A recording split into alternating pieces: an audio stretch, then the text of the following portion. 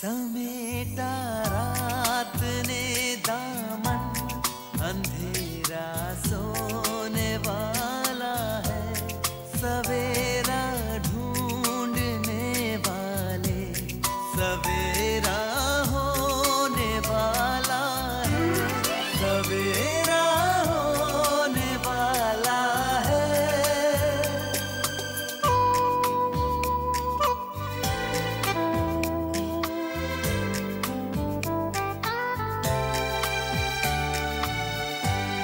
खुशी छलकाएंगी किरणें, खुशी बरसाएंगी किरणें, तेरे गम की सियाही को उजाला धोने वाला है, सवेरा होने वाला है, सवेरा।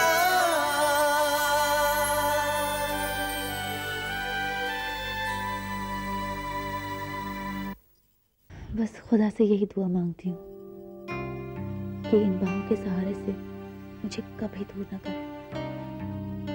ये बाहें खुद हमेशा तुमसे लिपटी रहना चाहती है शगुफ्ता। जिस यकीन के सहारे मैं आज तक जिंदगी काट रही थी, वो अब वहम में तब्दील होने लगा है।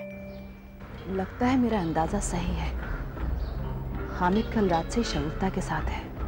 मुझे लगता है मामला बहुत संगीन है, शायद तुम्हारे अब्बू को शक। फिक्र मत कीजिए, अब्बू बहुत ही सुलझे दिमाग के इंसान।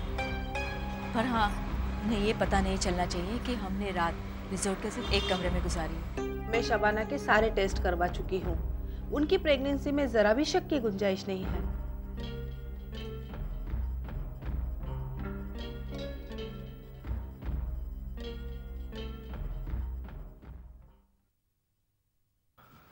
जरा तौलिया दे दो।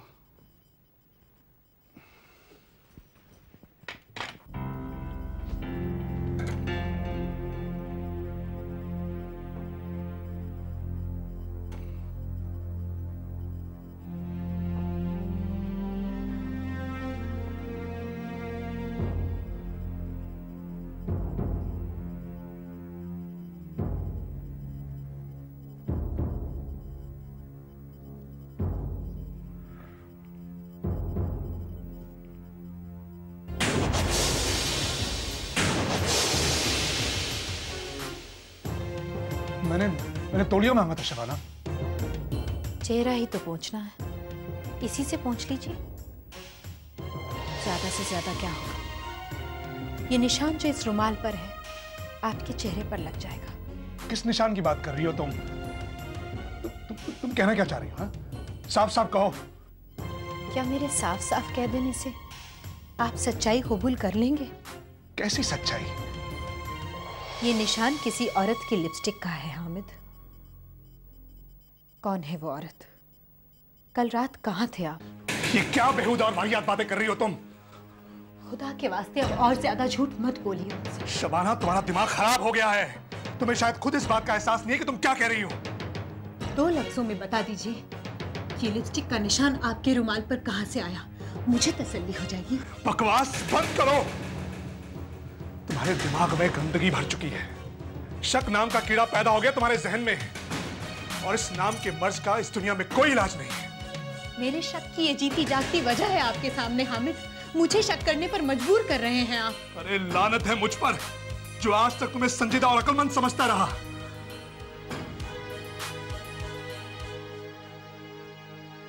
लेकिन आज तुमने भी जाहिल और गवार औरतों वाले तमाशे शुरू कर दिए। मैं तुम्हें कोई सफाई पेश नहीं करना चाहता। अपनी सफाई में कहने के लिए आपके पास अब बचा ही क्या है? मुझे जाहिल और गवार कहकर आप अपनी बेवफाई पर पर्दा नहीं डाल सकते। अरे किसने कहा मैं तुम्हारे साथ बेवफाई कर रहा हूं? तुम कहना क्या चाहती हो? क्या कहना चाहती हो? प्लीज बताओ। क्या मैं सारा काम काज छोड़कर 24 घंटे तुम्हारी नजरों के सामने बैठा रहूं? किसी से मिलूं जुलूं भी नहीं?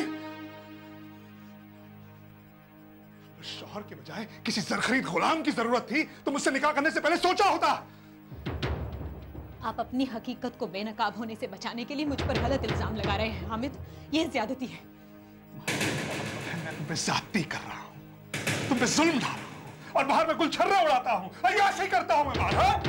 आप आपकी जुबान में इसे अय्याशी कहते हैं या कुछ और, ये आप ज्यादा बेहतर जानते हैं। शबाना!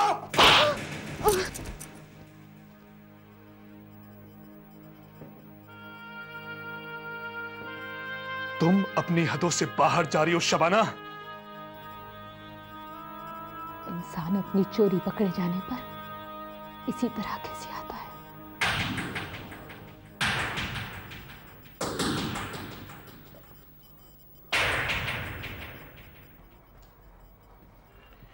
अकबर मियां, मैंने तसरीन को हमारे दरमियान इस बातचीत में शामिल इसलिए नहीं किया क्योंकि वो क्या चाहती है हम बखूबी जानते हैं। हम तुम्हें अपना फैसला सुनाना चाहते हैं। फैसला? मैं कुछ समझा नहीं अंकल। देखो बरखुरदार, हम जमाने के साथ चलने वाले इंसान जरूर हैं और हम चलते हैं आंखें खोलकर। हम जमाने की चाल को बखूबी समझते हैं।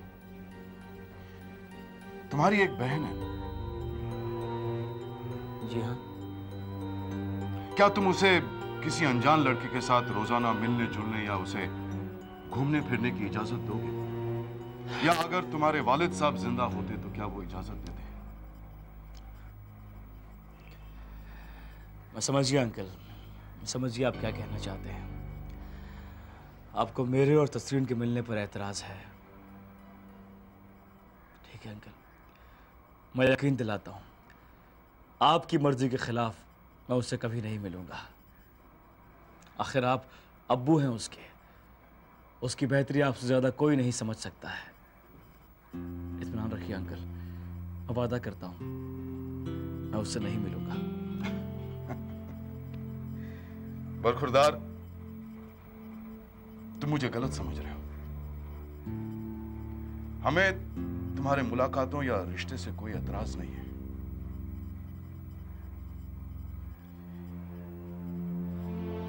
हम सिर्फ इतना चाहते हैं कि तुम तसरीन से जल्द निकाह कर लो। ये आप क्या कह रहे हैं अंकल? वही तो हमारी बेटी चाहती है अकबर मियां, और उसकी खुशी हमारे लिए दुनिया की सबसे बड़ी खुशी है।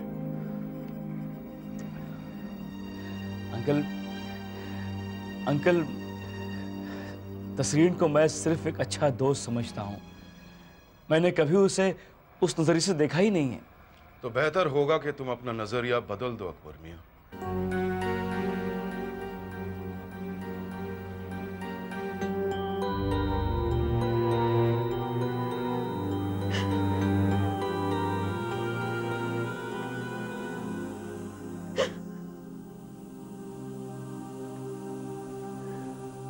शबाना प्लीज अब ये रोना धोना बंद करो। आपको इतना आग बबूला होने की कोई जरूरत नहीं थी। मैं तो सिर्फ ये जानना चाहती थी कि आपके रुमाल पर वो लिपस्टिक का निशान कहां से आया। क्या ये जरूरी है कि वो निशान लिपस्टिक का ही है? यही बात आप पहले भी तो कह सकते थे। बेवकूफ समझती हो मुझे? जिस अंदाज में तुमने वो रुमाल मुझे दिया और जिस लहजे में बात की, क्या मैं नहीं समझता कि तुम्हारे दिमाग में क्या चल रहा है? अगर मुझे कोई गलतफहमी हो भी गई है तो आप मुझे प्यार से भी तो समझा सकते हैं। अपनी बीवी के मुंह से मैं ऐसी बेहुदा बातें बर्दाश्त नहीं कर सकता। मेम साहब, आपके अब्बा हुजूर तशरीफ लाए हैं। कम से कम अब्बू के सामने अपने गुस्से पर काबू रखिएगा। What the hell? मैं इंसान हूं, कोई मशीन नहीं कि बटन दबाए और चेहरे पर मुस्कान आ जाए।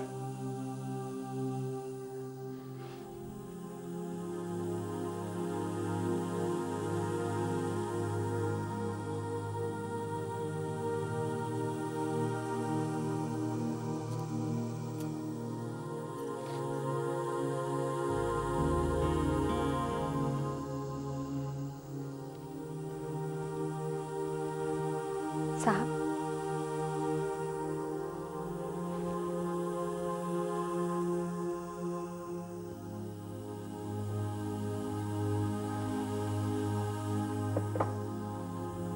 शुक्रिया।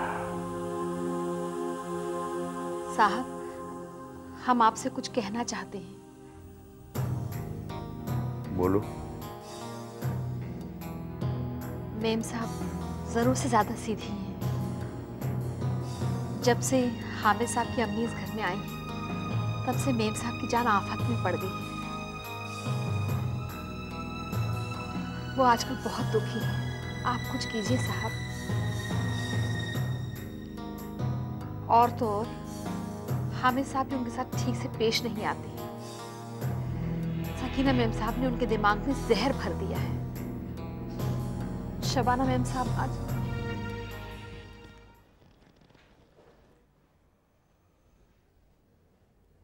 अबू,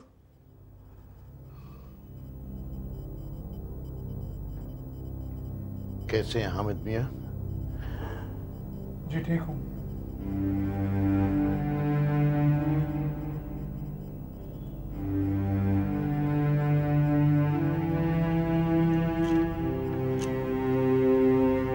अरे आप आदाब। आदाब। आइए ना।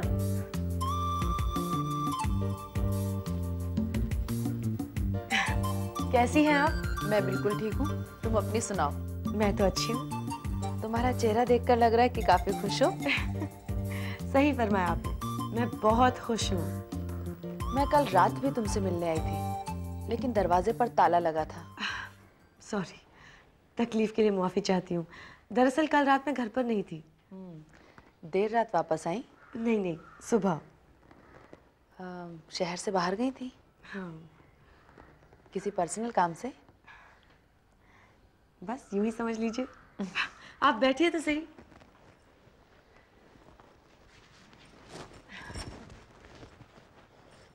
हामिद से तुम्हारी मुलाकात कब से नहीं हुई?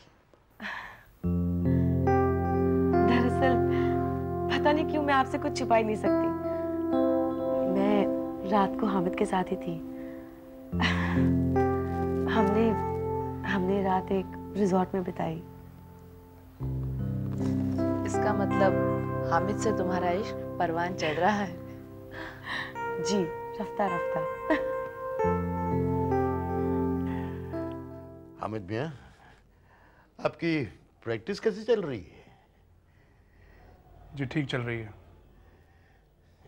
आप लोग बैठिए, मैं चाय नाश्ते का बंदोबस्त करती हूँ।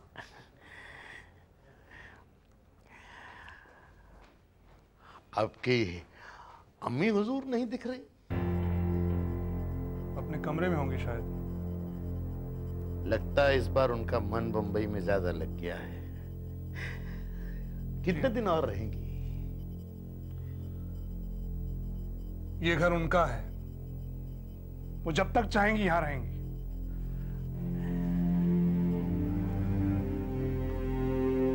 हामिद मियां, मैं जानता हूं आप बहुत समझदार हैं, फिर भी आपसे उम्र में ज्यादा और शबाना का अब्बू होने के नाते आपको मशवरा देना मैं अपना फर्ज, अपना हक समझता हूं। हामिद मियां, रिश्तों की डगर बहुत मुश्किल होती है। इस पर हर कदम फूंक फूंक के रखना पड़ता है। मैं ये भी जानता हूं कि आजकल आपके और शबाना के रिश्ते में कड़वाहट पैदा हो गई है, और इन हालात मुझे क्या करना चाहिए और क्या नहीं ये मैं बेहतर जानता हूं।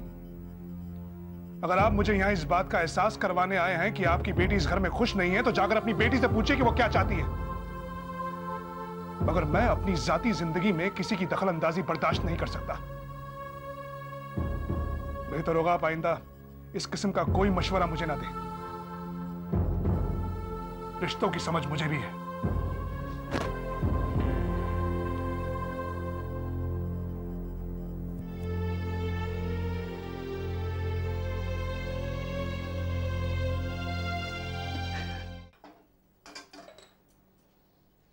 आप चलिए मैम साहब, मैं लेकर आती हूँ।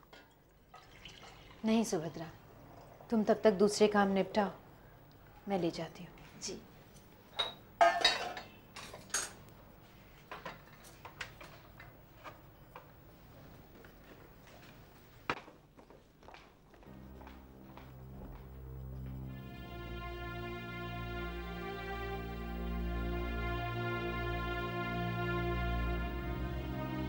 कहाँ चले गए?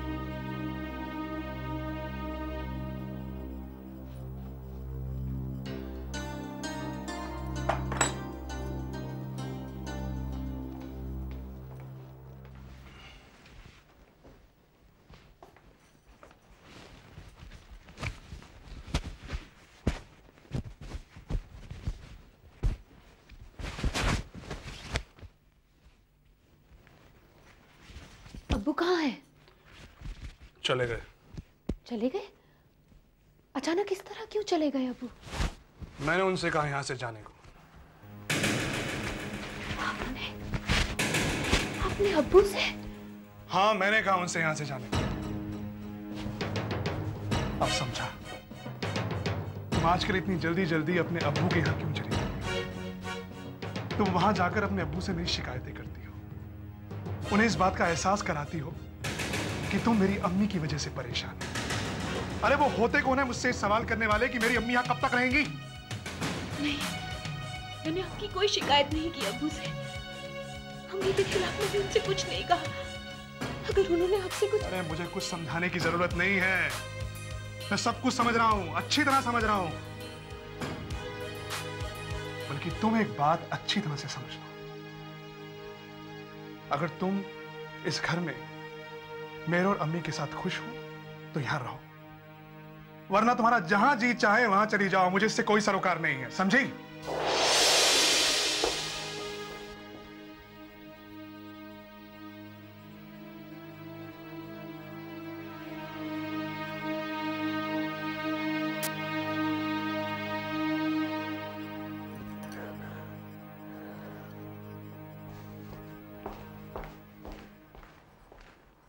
सुभद्रा, अम्मी कहाँ है?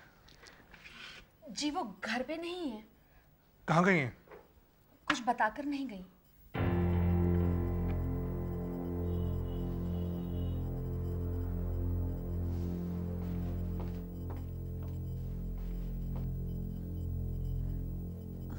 सारे झगड़े की जड़ मैं ही हूं, सारी गलती मेरी ही है। ना मैं मेम साहब के अब्बू को वो सब बताती, ना ये बवाल खड़ा होता।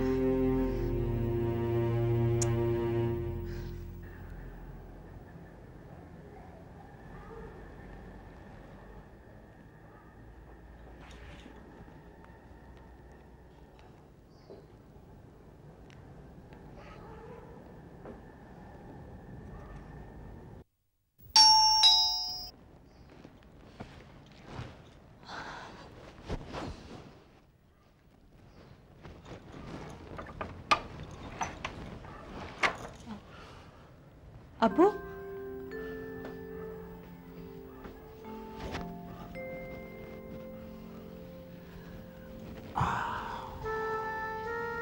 क्या बात है अब्बू? आप इतनी जल्दी लौट आए? आप तो शबाना आपा के घर जाने वाले थे। गया था बेटी, और वहीं से आ रहा हूं। आप कुछ परेशान लग रहे हैं। परेशान? मैं नहीं, मैं परेशान क्यों होने लगा? ये तेरा वहम है। अब्बू सच सच बताइए, आपा के यहाँ कुछ हुआ? अरे कुछ नहीं हुआ, सब खैरियत से हैं। आपकी सूरत देखकर तो ऐसा नहीं लग रहा। तू मुझे क्यों परेशान कर रही है? अब्बू मैं जानती हूँ आप मुझसे कुछ छुपा रहे हैं, साफ साफ बताइए। आपा के यहाँ जरूर कुछ हुआ होगा, वरना आप इतनी जल्दी लौट कर नहीं आते। अब्बू बताइए ना क्या हुआ। देखो बेटे, जिंदगी में मियाँ बीवी के बीच किसी बात को लेकर तकरार हो जाना, ये तो जिंदगी का एक हिस्सा होता है, और हमें उस जाती जिंदगी में दखलंदाजी करने का कोई हक नहीं है। अगर किसी बात पे मियाँ बीवी के बीच कोई तनाव पैदा हो गया है तो उसे वो खुद ही सुलझा लें तो बेहतर होगा। हमें कोई हक नहीं बनता कि हम उनके बीच आए, और इस मामले में तेरी आपा बहुत समझदार है। आपसी मसलों को सुलझाना वो बखूबी जानती है। हाँ, और आपा बहुत जज्बाती भी है। पता नहीं जीजू की अम्मी ने अब कौन सा नया बखेड़ा खड़ा कर दिया होगा। खुदा ही जानता है जीजू की अम्मी आखिर चाहती क्या है। क्यों आपा से उन्हें इतनी नफरत है।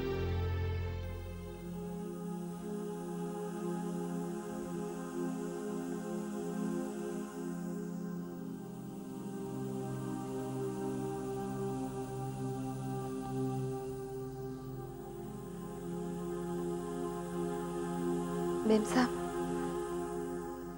आज जो कुछ भी हुआ है उसकी जिम्मेदार मैं हूं। मुझसे ही सारी गलती हुई है। तुमने क्या किया?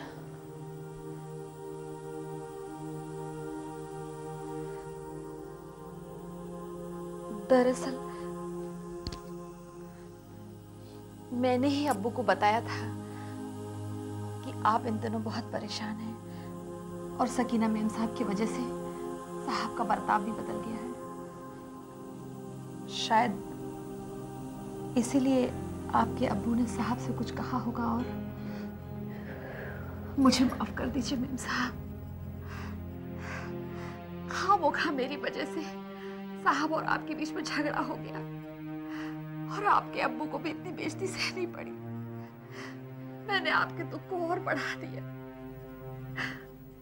नहीं सुभद्रा,